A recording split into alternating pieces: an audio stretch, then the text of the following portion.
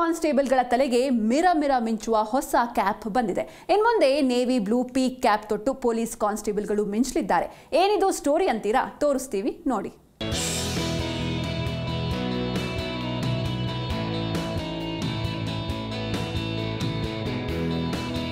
ರಾಜ್ಯ ಪೊಲೀಸ್ ಇಲಾಖೆಯ ಕಾನ್ಸ್ಟೇಬಲ್ ಹಾಗೂ ಹೆಡ್ ಕಾನ್ಸ್ಟೇಬಲ್ಗಳು ಇನ್ಮುಂದೆ ತೆಲಂಗಾಣ ಮಾದರಿಯ ಹೊಸ ಪಿ ಕ್ಯಾಪ್ ಧರಿಸಲಿದ್ದಾರೆ.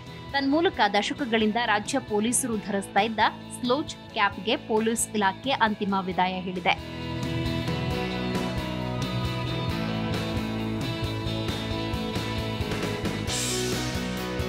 ಹೌದು, ಕರ್ನಾಟಕದ 80,000ಕ್ಕೂ ಹೆಚ್ಚು ಕಾನ್ಸ್ಟೇಬಲ್ಗಳು 5 ದಶಕಗಳಿಗೂ ಹೆಚ್ಚು ಕಾಲದಿಂದ ಸ್ಲೌಚ್ ಟೋಪಿಗಳನ್ನು ಧರಿಸುವುದರಿಂದ ನೆವಿ ಬ್ಲೂ ಪೀಕ್ ಕ್ಯಾಪ್ಗಳಿಗೆ ಪರಿವರ್ತನೆಗೊಂಡಿದ್ದಾರೆ. ಇದು ಗಮನಾರ್ಹ ಸುಧಾರಣೆಯನ್ನ ಸೂಚಿಸುತ್ತೆ.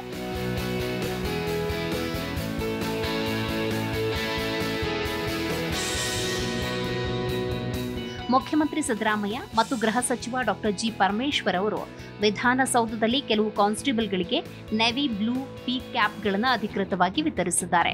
ಬಳಿಕ ಮಾತನಾಡಿದ ಮುಖ್ಯಮಂತ್ರಿ ಸಿದ್ದರಾಮಯ್ಯ, ನಾನೇ ಬಿಡುಗಡೆ ಮಾಡಿದ ಪೀಕ್ ಕ್ಯಾಪ್ ಮಾದರಿಯನ್ನ ಆಯ್ಕೆ ಮಾಡಿದ್ದು ಕೂಡ ನಾನೇ.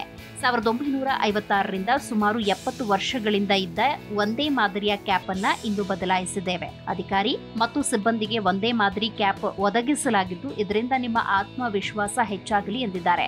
ಕೇವಲ ಕ್ಯಾಪ್ ಬದಲಾಗುವುದಲ್ಲ, ನಿಮ್ಮ ಕಾರ್ಯಕ್ಷಮತೆ ಬದಲಾಗಲಿ. ಪೊಲೀಸ್ ಇಲಾಖೆಯ ದಕ್ಷತೆಯಿಂದ ಸರ್ಕಾರಕ್ಕೆ ಒಳ್ಳೆಯ ಹೆಸರು ಬರುತ್ತೆ.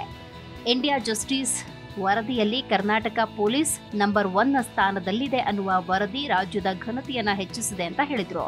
ಸ್ಲೌಚ್ ಟೋಪಿಗಳಿಂದ ಸ್ಮಾರ್ಟ್ ನೆವಿ ಬ್ಲೂ ಪೀಕ್ ಕ್ಯಾಪ್ಗಳಿಗೆ ಬದಲಾವಣೆಯು ಸಮಯೋಚಿತ ಮತ್ತು ಮಹತ್ವದಾಗಿದೆ.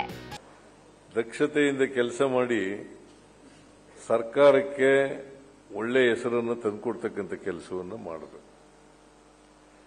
ಮಾಡ್ತಾ ಇಲ್ಲ ಅಂತ ನಾನು ಹೇಳಕ್ ಹೋಗಲ್ಲ, ಮಾಡ್ತಾ ಇದ್ದೀರಿ. ಈಗ ಎಂಥದ್ದು ಇಂಡಿಯಾ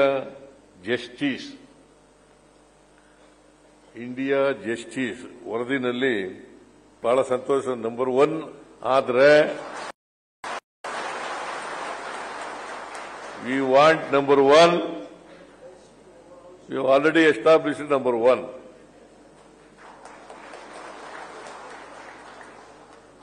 ಅದರಿಂದ ಬಹಳ ಸಂತೋಷ ಆಗ್ತಾ ಇದೆ. ಕರ್ನಾಟಕದ ನಾಗರಿಕ ಕಾನ್ಸ್ಟೇಬಲ್ಗಳಲ್ಲಿ 25% ಮಹಿಳೆಯರು ಖಾಕಿ ಬೆರೆಟ್ ಕ್ಯಾಪ್ಗಳನ್ನು ಧರಿಸುತ್ತಾರೆ.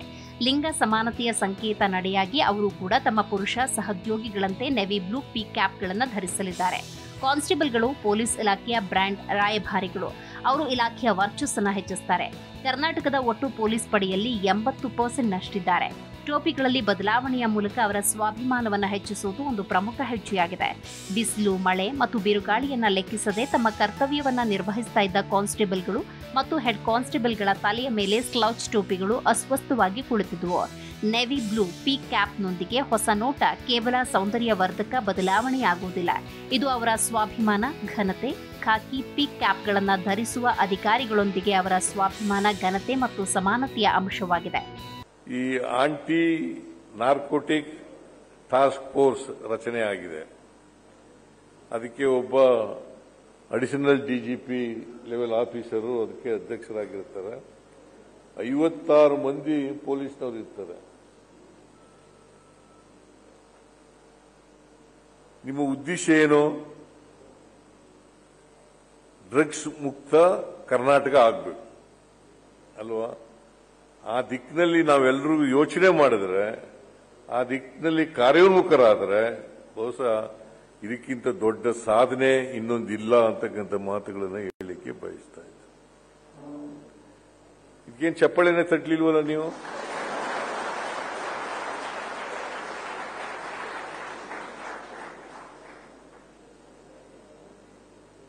ಯಾಕೆಂತಂದ್ರೆ ನಿಮ್ಮ ಜವಾಬ್ದಾರಿ ಇದೆಯಲ್ಲ, ನಿಮ್ಮ ಜವಾಬ್ದಾರಿ